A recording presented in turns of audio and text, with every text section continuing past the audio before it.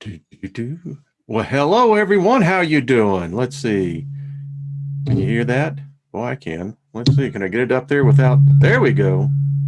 You have to find the right spot. So, hey everyone. Happy Monday to you. Hope it's a good one. And how was the strong end of your week? Saturday and Sunday. Good, eh? Yeah, I heard everyone answer that in unison. Let me just invoke favor upon everyone today, and wherever you are, may favor grace you, may favor find you favorable, and may there be nothing missing, nothing broken in your lives. So, absolutely. So, how is everyone? Just hey, David Barry, how are you doing? Wayne Murray, good to see you. Great Scott, hello. Critical thinker, love that. Lost in space, hello. Grandpa Brian 420. Hey, Grandpa Peace. We all are there. It's the great thing about the evolution of life.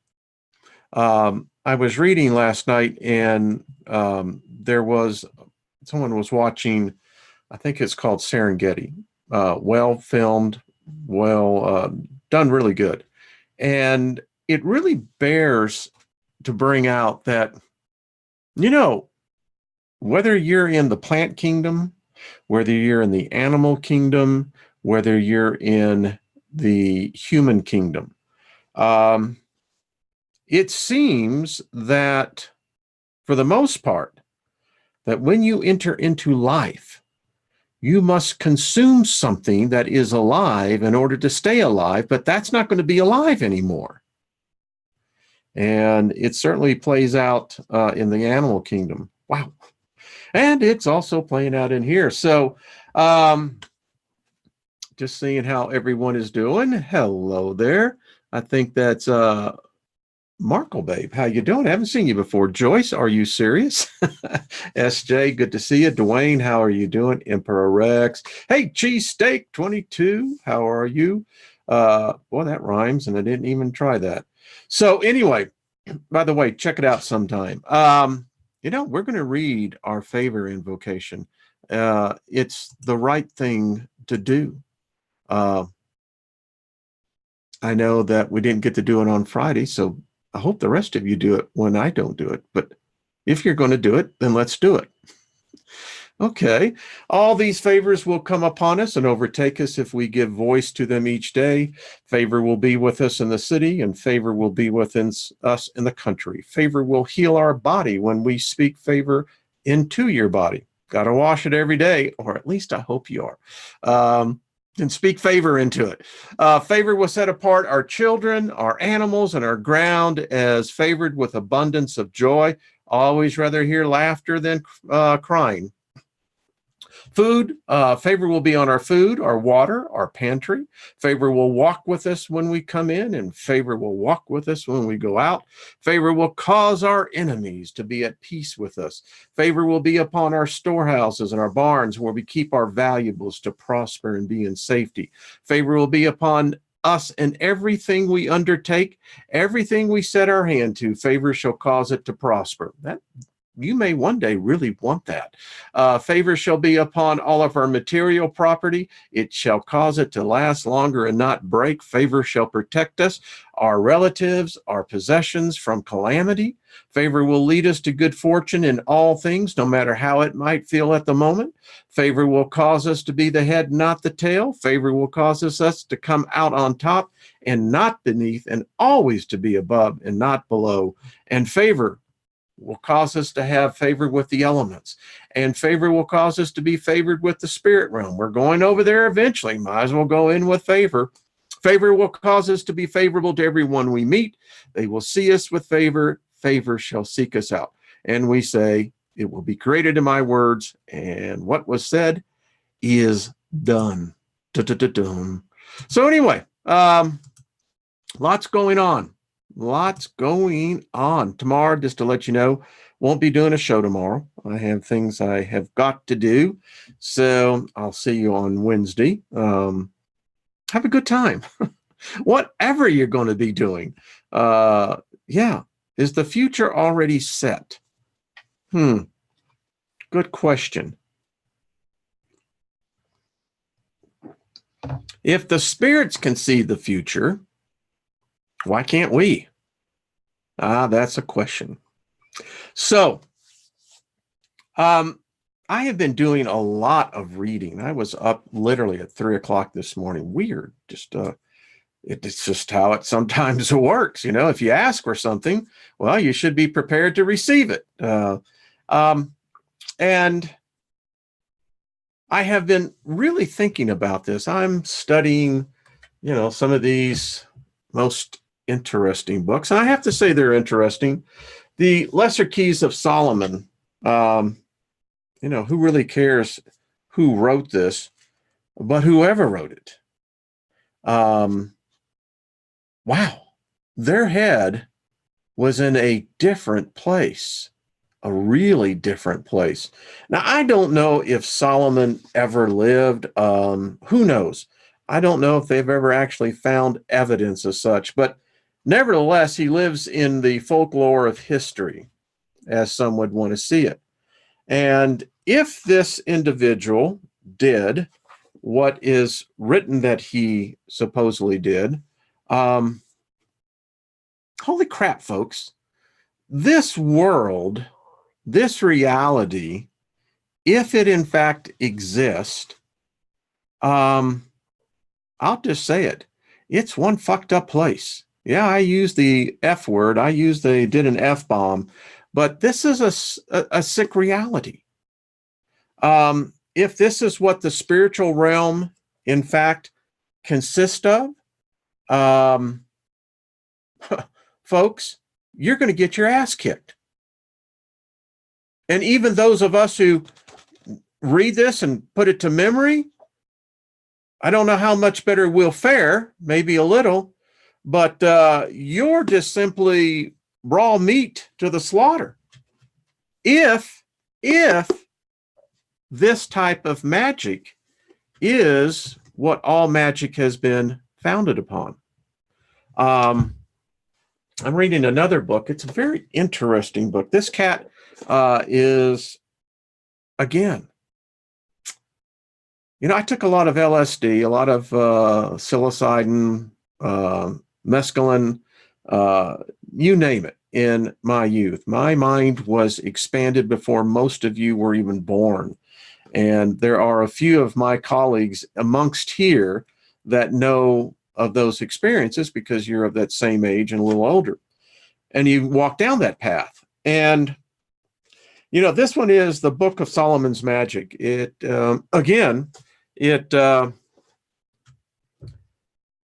interesting where I find people's centers to be, the reality that they immerse themselves into.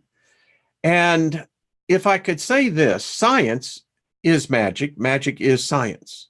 They're synonymous one another. And at least that's how it was started out with. And, here's my problem. All of this chaos magic, ritual magic, Enochian, magic, has one central flaw. It's all based on a Judeo-Christian mindset. And that's a problem. And I'll tell you why it's a problem. Jeffrey and I on the Not Your Normal Sunday show, discussed this. Names are important. I love the debate. Love to debate. And you can see some of the exchanges that are in the comment sections, and it's good. It's a good exchange of ideas. And names are important. Had someone write and say, well, they're not really that important. Oh, yes, they are. Let me tell you something, my friend. If you're making love to your wife and you call her by a different name, your ass is going to find out real quick just how important the name is. So, put that into the equation because it has to be factored in. So, I went into my archives And I pulled a video I did, and I think it bears looking at again, because it really does bring into focus what we're talking about. We're talking about magic. Magic is, again, synonymous to science. Science is basically defined by what the observer sees. That's what science is. And I have contended this. If we don't know our beginnings, how can we begin to know our end?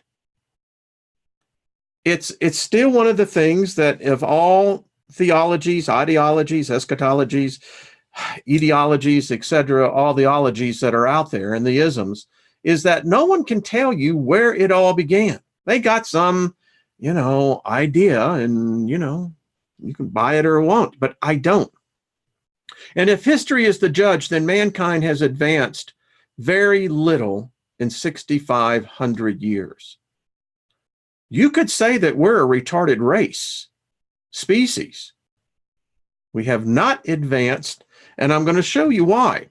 So this was taken from Dr. Samuel Noel Kramer's book. I recommend everyone read this. It's out there on PDF. I think I may even have a PDF copy of it. Anyway, Sumerian. Yeah. So let's talk about this. It is exactly in the Fertile Crescent Valley, where all the stories come from the garden. This is the birthplace of all the three major Abrahamic religions. This is where it all started. And it's important that we begin to realize, because when you look at what really is classified as a civilization, you have a social classes. Social classes are like the level of the people, like poor, medium people, rich people, poor people, disadvantaged people, elites. Supply of food. Society will need supply of food and drink because people need to survive. Religion. Some people will need religion to believe on and pray on. Government, excuse me, is the one that makes the rules to follow by the people. Remember, every government is there because someone agreed to put it there. Language is a symbol to show people how to communicate with others. Language is extremely important. Culture is the way people live different to one another. And technology. Technology are the things that help people to live in the world. So this is Eridu, 6,000 years old. We still see evidence of where these tablets were found. So in a lot of ways, it has more credibility than the Bible, than the Quran, than the Vedic. Well, the Vedic may be a real good contender because that's one of the few religions that actually can show evidence. This is This is where all modern religions were born. There it is. That ziggurat back in the back, when they began to unearth it, amazing how intact it is. This is Yerk, one of the oldest settlements, cities. Of course, time has taken its toll. 6,000 years old. How would you look in 6,000 years? Might be a little droopy in some spots. All the legends. Abram. This is where Abram came through. The Knights of the Arabian Nights. All of this is where this originated from. Still standing. I almost think if Abraham in fact did exist, very well possible he walked up those things. So when they found the tablets, it changed history. I'm sure Constantine would have had a whole different view on the Roman government that he remade into the Christian religion, would have had a whole different way of thinking had he known that nearly 2,000 years in the future, man would discover something that was 4,000 plus years older than he was. Something to think about, folks. What this presented was, in fact, a threat to all modern religions. No religion has been able to address this. You know why? Well, there's a good reason why. Because their gods are not mentioned or listed. Yahweh's not in here. Jehovah, Allah. I mean, I can go through, Kali. They're not here. And no matter how you want to argue this, you can't deny the fact that this supersedes all other religious views and beliefs. So we have a problem. We know the cuneiform now. I mean, you can learn it. It's not that difficult. It really isn't. Here it is. Sorry for the helicopters going over. Lots of military activity here lately, folks. Anyway, but now look at the cuneiform, particularly the alphabet. Do you see something there? Folks, this is code. These are electrical symbols. At least that's how I see it. So when we talk about man, we have the story that I believed for decades was the genealogy from Adam to the time of supposedly the Christ. Problem is, this makes it to be, well, takes all the credibility away. So let's look at this. The Sumerians had the first schools, the first case of apple polishing, that's bribing the teacher, their first case of juvenile delinquency, because this was all written down. The first case of war of nerves, we see that playing out, don't we? The first bicameral Congress, that our Congress in the United States almost looks exactly like this. The first historian, who actually was a historian, didn't give themselves the title. The first case of tax reduction. Isn't it amazing? We had this plug-and-play society culture that we are today. Taxes was already in the equation. The first Moses. The first legal precedent. The first pharmacy. The first farmer's almanac. The first experiment in shaping tree gardening. Man's first cosmogony and cosmology. The first moral ideals. You see, a society has to have morals in order to be cohesive. If it doesn't, it just shatters. The first Job predates the Bible's Job. The one that you read in the Old Testament that they try to tell you was, somewhere between Genesis and, Exodus and yeah.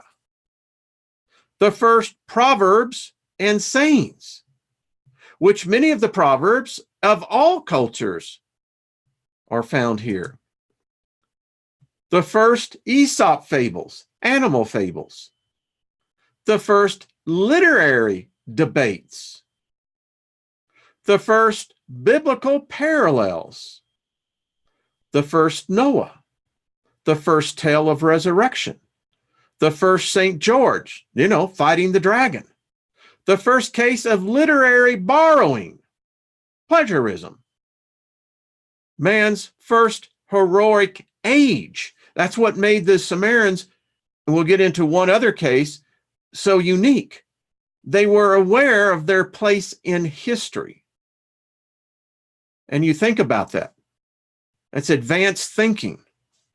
That you're going to write something down to make a memorial to who you are in your place in history.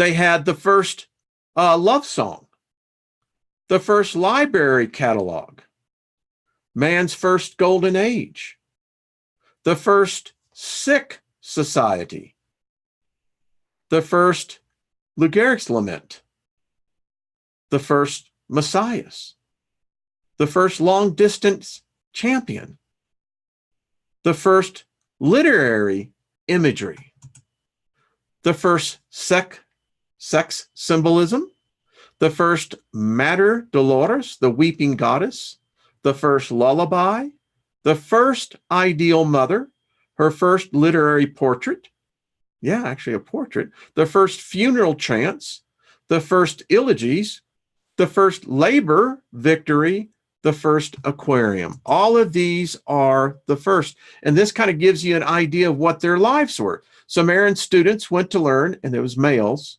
and we're not females. Shows you how far that goes back, who went to school to learn. And let me just also say this, the class system was already in place. Typically, if your son went to school, you were either a scribe, a bureaucrat of some kind, a teacher. Yeah. And it wasn't a pleasant experience. Like today, they had to learn to read and write. And though some students did not want to study, a Sumerian story tells of a father who urged his son to do his schoolwork. And this is directly from the tablets. Go to school, stand before your school father, recite your assignment, open your school bag, write your tablet. After you have finished your assignment, report to your monitor, your teacher, come to me, and do not wander about in the streets. They had a problem with the youth. They had these huge promenades, all paved, and seems like the youth had gangs, and it was a problem. You can see how the pictographs, these are sigils. You got, all of us, we've studied this enough. This is why I have more belief in the sigils than I do of any deity or personification of a deity. I keep on contending we're missing something here. I believe that there is something that the historians and even those who have transcribed the cuneiforms, I think there's something missing. It's where all the early religious beliefs were. The Egyptians, it appears, were right behind the Sumerians, if not right at the same time, which brings up a whole lot of other things. Here you can see exactly how the Hebrews converted into monotheism. Semitic-speaking people, Arabic, Hebrew, who originally worshiped nature spirits and many gods. They did not start out ever worshiping Yahweh. That's the biggest piece that most people don't recognize. Post-Babylonian exile, that's 600 BCE, Yahweh actually meant only God. And that's where particularly the monotheism came in, and you can see how this later led into Judaism, which influenced other monotheistic religions, i.e. Christianity and Islam. So Sumerians defined what constituted a civilization today. We use their definition. They built complex, advanced cities. They employed specialized workers. They designed complex social institutions like centralized government and religion. They began the first system of record keeping or writing, the cuneiform, which allowed history and literature to develop. They developed advanced technologies like the wheel, the sail, and the plow. They actually were the first to actually channel water, which created out of the marshlands, pushed the salt water back, the brackish water, to have fertile fields. And when you have ample food supply, people multiply much more rapidly. They were the first one to master agriculture, allowing them to create a surplus of food, which led to trade. Trade led to contact with outside cities and societies. That ultimately led to the cultural diffusion, the process of a new idea or product spreading from one culture to another.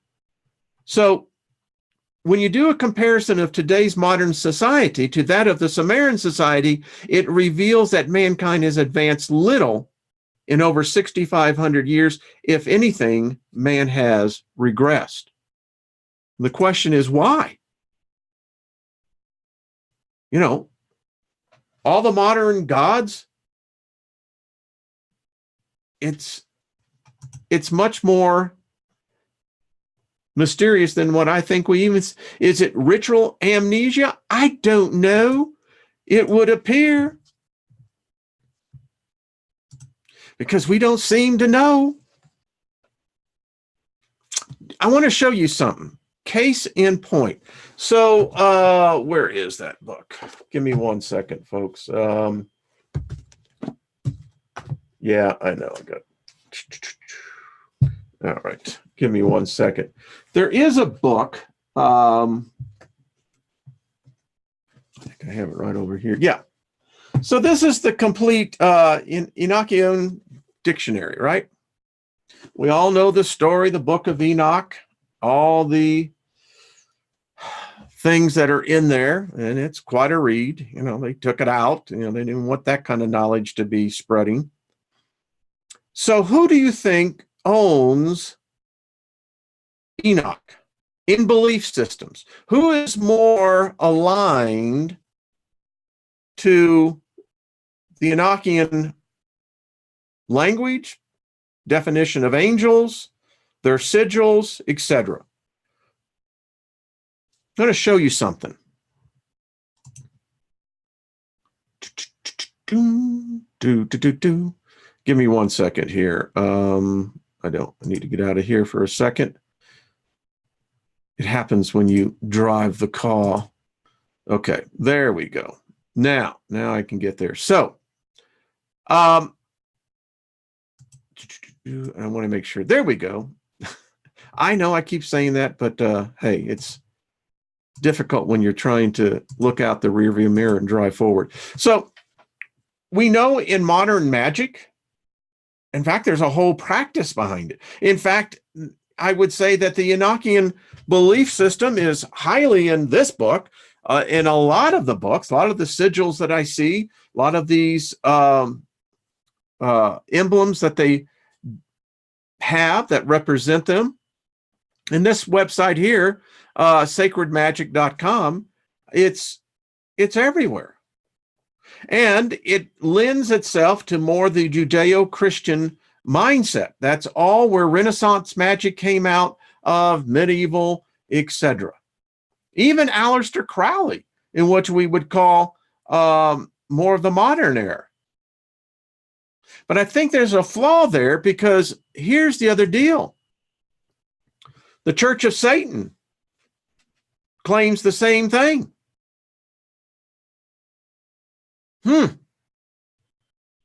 How can that be? And they bring it right out to you. You know, they say that, you know, the original renditions of the keys were written in much the same way as Hebrew. The letters are only represented by consonants, with the vowel sounds unwritten.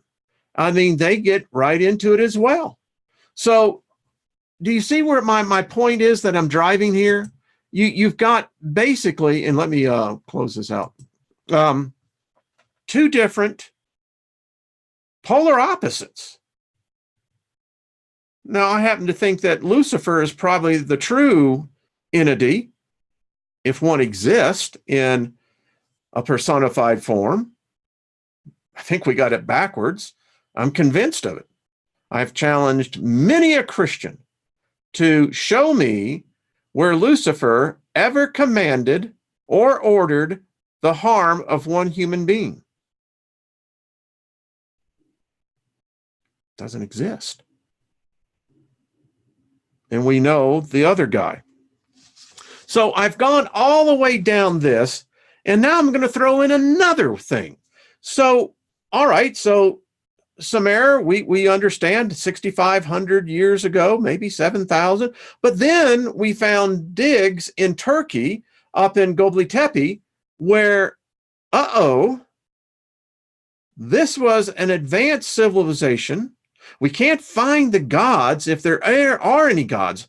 It's very odd. They were obviously into some, we don't understand it, but from everything. And this dig is huge. We're talking, kilometers huge. We're finding that they did something. They purposely buried these petroglyphs, their rock monuments, their structures, because they knew a comet was going to hit Earth. They knew it. They clearly showed the animals. I mean, you can go do your own research. Graham Hancock, Magicians of the Gods, great book to read. You'll get a good education. So there's no Yahweh there, no hope of any savior, no hope of man sinning. There's nothing of that.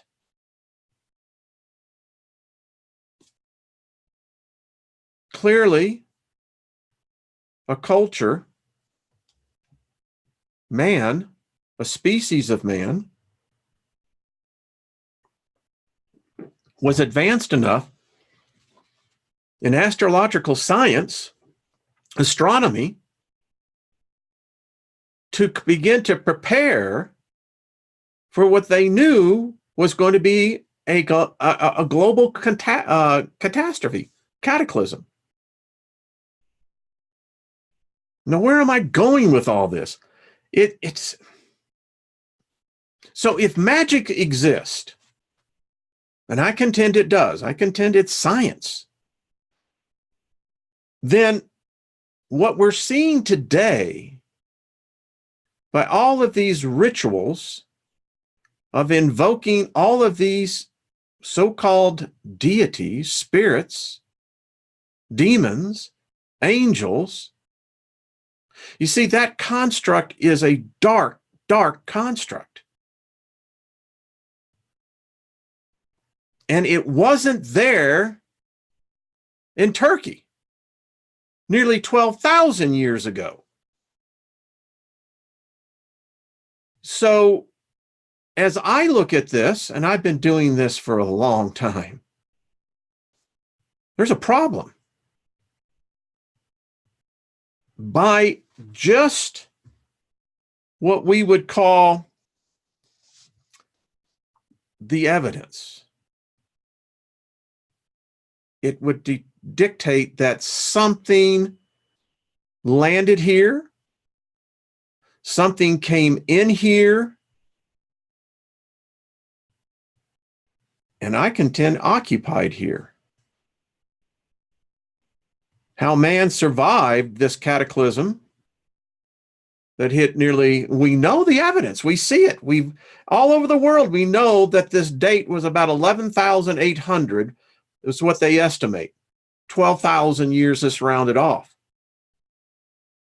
And this is not some philosophy, again, theology, religious idea, is simply looking at the facts. The earth got smacked. Earth has been smacked. So what is magic then? I contend it exists. Is it just the fundamental of nature and the forces of creation and the ability to harness, manipulate, to change? I don't know. So we have this paradox. What was before 12,000 BCE? What was before? What was that culture like? And, again, humanity has amnesia. So I'm just giving you kind of a food for thought here, because, something is not right. We tear ourselves apart. We injure one another by thought, by spoken word. more than we do with the bullets. But we seem to be well primed for that. The struggle seems to be, how can we control and change apparently what we are? Living in an environment that is just, any way you look at this thing. Let's just say all of what I just said, all of this, and folks, let me just tell you, if you're not really prepared to read some of this, I wouldn't read it. They warn you in the beginning of this book. This book will impact you psychically. But if this exists, if this reality is built upon even the de minimis size of truth at its smallest, the spirit realm is going to be brutal. Maybe that's where the concept of an escape, we have a savior, a Messiah that will help take us away from all that. I don't know. But I do meditate on this, and I can't help but reject this. I believe in the power of what these sigils can do. But again, when I look at the one behind me, there's something more electrical to this than anything else. That's what I see. So what book is Wayne referring to? The Lesser Key of Solomon. That's the book I'm referring to. It's interesting. And I have to say, since man has thought it and someone has gone into, as I said at the beginning, to great detail of describing these angels, these archdemons, the legions that they have under them, the number that they give in the book, and whoever wrote this, I doubt if it was Solomon. I mean, again, who knows? But I mean, they're using to the power. It's 60 quadrillion to the third power. That's what they say is just one segment of demons. What? I mean, seriously, that's what I read that and I went, what? Now, wait a minute. You're telling me, for instance, Oberos, I won't tell you which number his spirit is, but he was one of the 72 that Solomon reigned in and apparently, put in the brass jar. But he is a friendly one. Apparently, I'll just tell you, this is the mindset. Again, whoever wrote this was in. I mean, they must have been on a trip. Woo! I mean, I've gone in the astral plane. I mean, I preached a sermon to a group of flowers in a hothouse that was epic, apparently. But this one here, he says that he's a mighty great prince. He appears at first like a horse, but afterwards, at your command of the exorcist, he puts on the image of a man.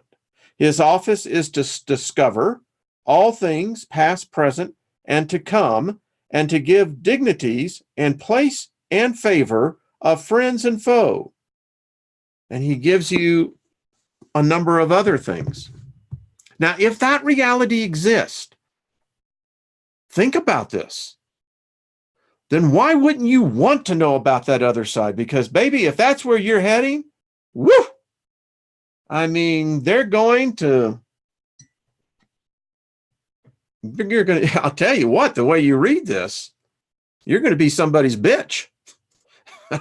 That's all I can tell you. And that ain't pleasant. It's a fact. And I'm just saying, if this reality exists,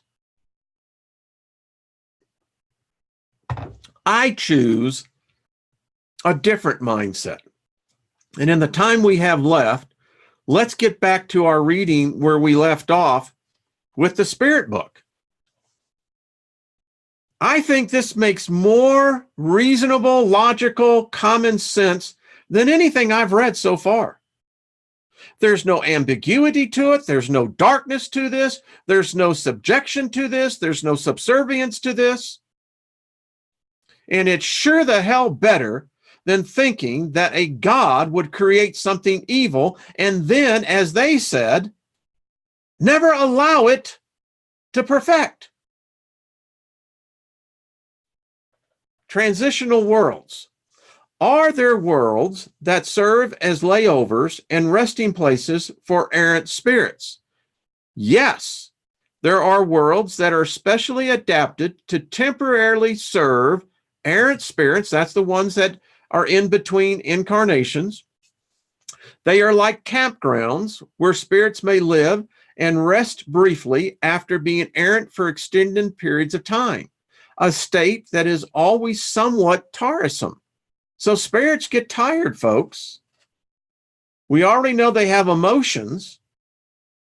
And many of us, in fact, all of us, when we pass over through the veil, it takes a lot of energy.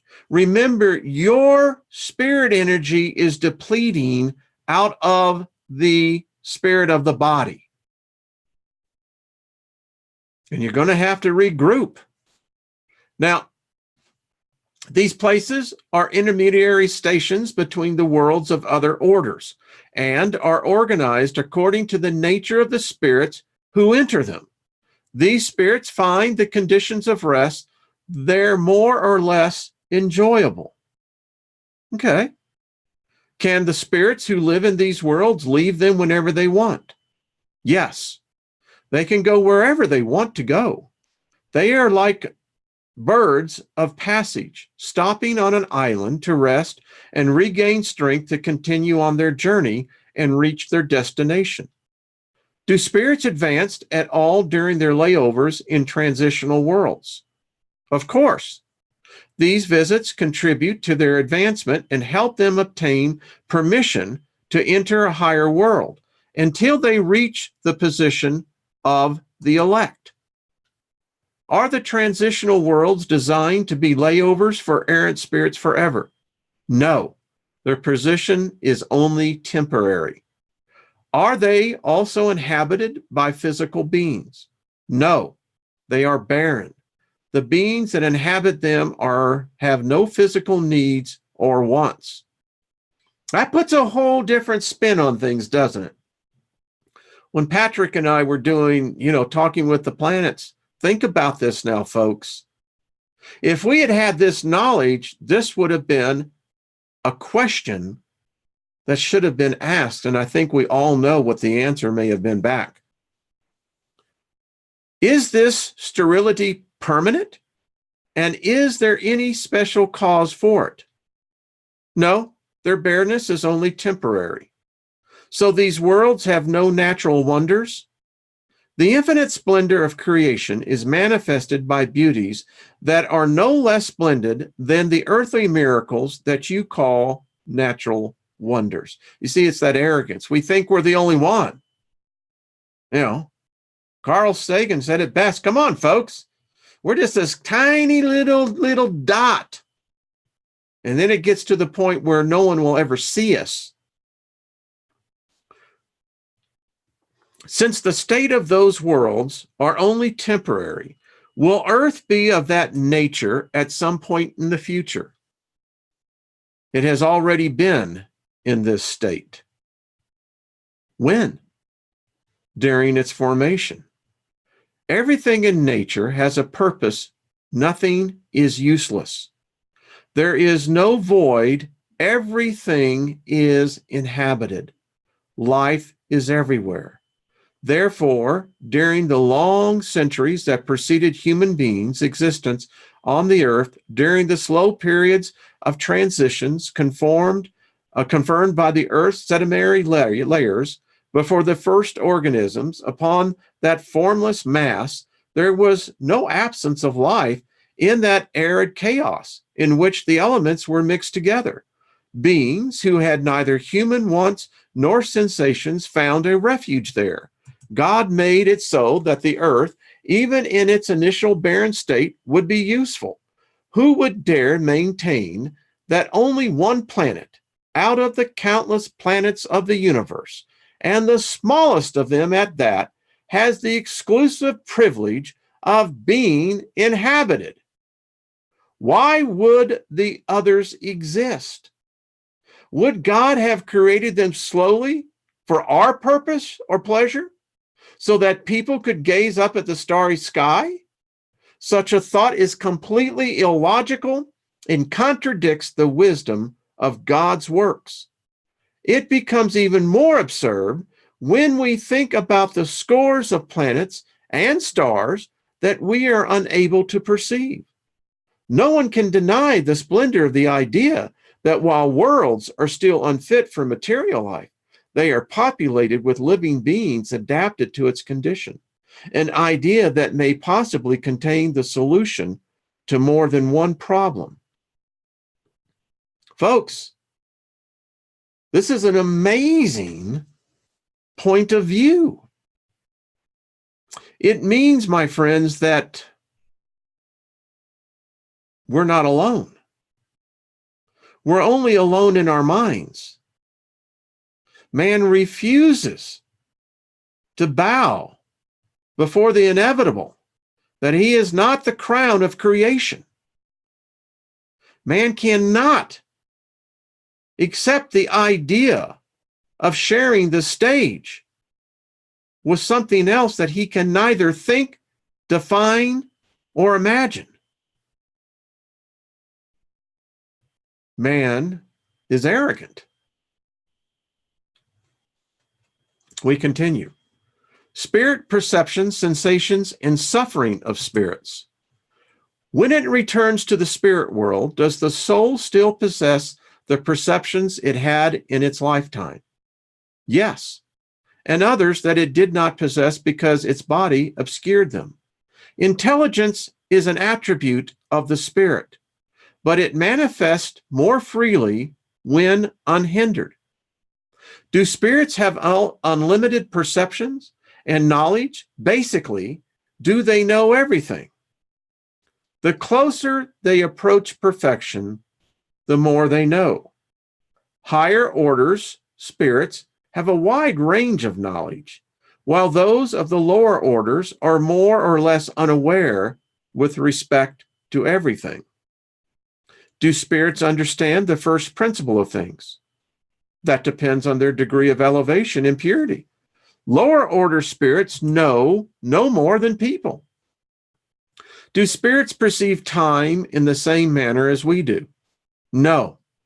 And this is why you do not always understand us when we are trying to establish dates and time periods. A spirit's life is outside the realm of time as we perceive it. The idea of time is lost on them, and centuries, which seem so long to us, appear but only a few instants lapsing into eternity for them, just as the variations of the ground would fade and disappear to someone high in space. Do spirits have a more genuine or precise view of the present than us? Compared to yours, their view is what sight is in comparison to blindness. They see what you do not see, and therefore judge differently than you do. However, we must remind you that this depends on their degree of elevation. How do spirits acquire knowledge of the past? And is this knowledge unlimited? The past, when we focus on it, is perceived as though it were present, just like when you recall something over the course of your exile. The main difference is that we remember things that are currently erased from your memory. As the material shroud shielding your intelligence no longer obscures our view. However, spirits do not know everything. For example, they know nothing of their creation. So right there tells us that we're never going to know.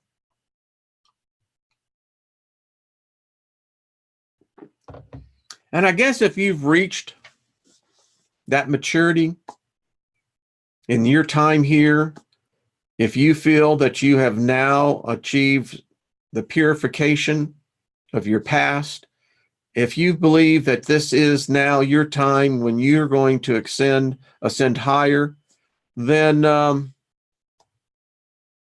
I don't know if it really matters, does it? It seems every spirit, no matter how far off the path they've gotten, eventually return because time is not relevant.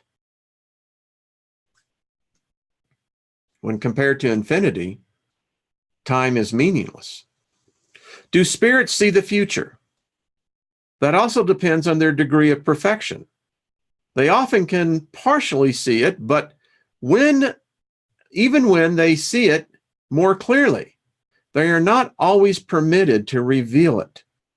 When they see it, it seems like the present to them. A spirit sees the future more clearly as it approaches God. After death, the soul sees and embraces at a glance its past immigrations, but it cannot see what God has in store for it. This foresight is only possessed by a soul who has attained a complete union with God after a long series of lives. Do spirits who have arrived at absolute perfection possess full knowledge of the future? Full is not the word, because God alone is the supreme being, and nothing or no one can be equal to God. Do spirits see God? Only the highest order spirits see and understand God. Lower spirits are conscious of and can feel the Creator. When a lower spirit says that something is permitted or forbidden by God, how does it know that this is really an order from God? It does not see God, but it feels divine power.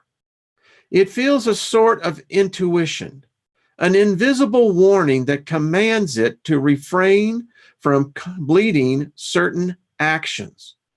Don't you sometimes have a mysterious feeling commanding you to do or not to do something? It is the same thing with us, but at a higher degree. A spirit's essence is more subtle than yours. They are better equipped to receive divine warnings. Yikes, this flesh is dense, isn't it? Like, man, that's why your mind wants to escape. It's like, I love my body, but my mind, my spirit knows it's out there. Are divine commands directly transmitted to each spirit by God or through other spirits? Those commands do not come directly from God. A spirit must be worthy of direct communication with God. God transmits orders through spirits that are higher in perfection and instruction. I have a sense that they must definitely be vibrating at a much higher frequency. Is spirit sight restricted like the vision of living beings? No, it resides within them. Do spirits need light to see? They see on their own and do not need external sources of light. For them, the only darkness that exists is that which they may find themselves as a means of atonement. Do spirits need to travel to see two different points? For example, can they see two hemispheres of the earth at the same time? Good question. Spirits travel from one point to another at the speed of thought. So in a way, they can see everywhere at the same time. A spirit's thought may radiate at the same time to many different points, but this depends on its purity. The more impure the spirit is, the narrower its range of sight. Only higher spirits can take in everything at a single glance. For spirits, sight is intrinsic to their nature and is located in their whole being, as light resides in every part of a luminous body. A universal luminosity extends to time, space, and everything in relation to which darkness or physical obstacles have no existence. In human beings, light acting upon a body organism produces sight. Therefore, people would be plunged into darkness without light. However, as vision is an attribute of the spirit itself, independent from any external agent, spirit sight is independent of light. I think it answers a lot of questions, doesn't it? Now, who knows? We're all going to find out. Do spirits see things as distinctly as we do? Even more so, because their sight penetrates what yours cannot. Nothing obscures it. Do spirits hear sounds? Yes, they hear sounds that your simple senses cannot perceive. That is amazing, because that tells us, when we had Karen on, this is talking about a higher frequency. It tells me that on the audible scale, we haven't even begun to understand. Do the faculties of hearing and sight reside within a spirit's whole being? All of a spirit's sensorial faculties are attributed to its nature, and from part of its being. When the spirit is using a material body, its senses are restricted to its bodily organs. When restored to freedom, amen, amen, Ron, I know, the perceptions of a spirit are no longer localized. As the perceptive faculties are attributed to a spirit's nature, can it withdraw from their action? A spirit only sees and hears what it chooses to see and hear. That may answer a lot of questions about hauntings. Interpret this in general terms, and mainly with respect to higher spirits. Imperfect spirits are compelled to see and hear whatever may be useful for their betterment, often against their own will. Well, I don't know what that sounds a little nefarious, doesn't it? All right, we'll try to get this going here. Are spirits sensitive to music? Are you talking about the music created on earth? What is it in comparison to celestial music, which is of a harmony that has no comparison on earth? I have a recording I'll bring out on Wednesday that was a recording of what they said were angels singing. It's very interesting. Comparing the two is like comparing the wail of a savage to the sweetest melody. Lower spirits may enjoy your music because they are not yet able to appreciate anything more sublime. Music is an endless source of pleasure for spirits due to the impressive development of their sensitive qualities. This, of course, is in regard to celestial music, of which the spiritual imagination can conceive nothing more divinely sweet. Wow. Wow. I mean, seriously, that's far out. That's all I got to say. Are spirits sensitive to natural wonders? Natural wonders vary greatly between different planets, and the spirits are far from knowing all of them. Their sensitivity is in proportion to their aptitude for appreciating and understanding them. Higher spirits see a general level of beauty in which the appreciation of the details is lost. Do spirits experience any physical needs and suffering? They know them because they have suffered them, but they do not experience them materially like you do because they are spirits. Do spirits get tired and need rest? They have no need for physical rest because they do not feel tired in the same manner. They have no bodily organs requiring the restoration of strength. But one can say that a spirit rests because it is not constantly in a state of activity. They do not act in a material way. Its action is intellectual, and its rest is moral. There are times that its thoughts are less active and no longer directed at any specific object. When this happens, it is in a state of rest that is unlike anything experienced by the body. The sort of fatigue that may be felt by spirits is proportionate to their inferiority. The higher their degree of elevation, the less rest they need. When a spirit says that it suffers, what is the nature of this suffering? Mental anguish that causes torture far more painful than any type of physical suffering. Why do spirits sometimes complain of cold and heat? These sensations are caused by the spirit's memory of the suffering experienced on earth, and these memories are sometimes just as painful as if they were actually real. However, this type of complaint is often only figurative, for lack of a better means of expression, when they try to describe their situation. When they remember their physical bodies, they experience the same impressions. This is what makes you feel like you still have a coat or wrap over your shoulder a few moments after removing it. All right, we'll pick up that on Wednesday. This is far out stuff, I tell you. I like it. I don't know if it's true. Who knows? But you know what? I spent 50 years believing a book. And this one has, in my opinion, more credibility than anything I've read.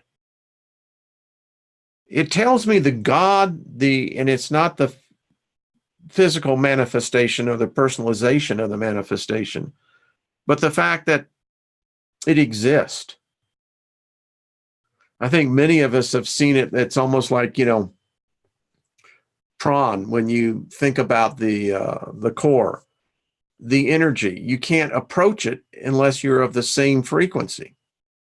And I think that's maybe what we're all realizing. Hey, Al, thank you, buddy. Well, thank you, Critical Thinker. I'll miss all of y'all tomorrow, and take care. We'll get Trina back on. I'm trying to get another time scheduled with her because, those shows, folks, those are like the 2s and 3s you have to rewatch. So anyway, we'll continue. I love your comments. Listen, sometimes, they rub me the wrong way, but I'm sure sometimes I rub people the wrong way. I can tell. But the love of the heart is there, and that's the point. I don't think anyone in this community is of a vicious nature at all. We love each other, and we seek merely to share, and we're all growing. We're all developing. We're all advancing. And that's what makes it so worthwhile. Thank you all for tuning in. We're going to continue, and I'll continue just to be straightforward with you. I'll be candid with you. I don't like that kind of magic. I don't think that that's the right way to do this. I believe that the spirit realm exists. I believe I am a spirit. I believe I'm in a spirit in a physical realm, which makes me, coexisting in 2 different dimensions. But I cannot see bending down and kissing an ass of a spirit I don't know. I don't want him to kiss my ass. So, why do you even start that fight? That's the way I look at it. And there has to be other spirits that think that way. At least we hope. All right, folks, I've gone over, but it's been fun. This has just been a real treat, delight. So thank you all. And I'll see you at Wednesday at the same time, folks. Be good. All right. Bye-bye.